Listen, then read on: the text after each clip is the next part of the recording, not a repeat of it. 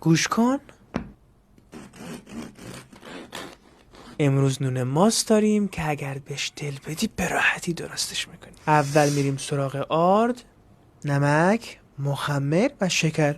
حالا یه حواده ریز میریم سراغ مواد ترمون که آب و ماست هستش. یه خورده که با قاشق جمعش کردیم، حالا بهش کره اضافه میکنیم و قشنگ یه رو ورزش میدیم. اینجا کاسمون رو چرب میکنیم و میذاریم خمیرمون به مدت 45 دقیقه استراحت کنه. بعد از این مدت میزمون رو آرد پاشی میکنیم، خمیرمون رو به 2 قسمت مساوی تقسیم، چونه شده تو سینی چرب شدهمون قرار میدیم.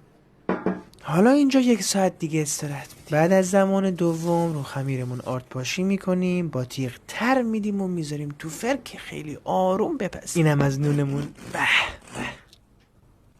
امیدوارم دوستش داشته باشی.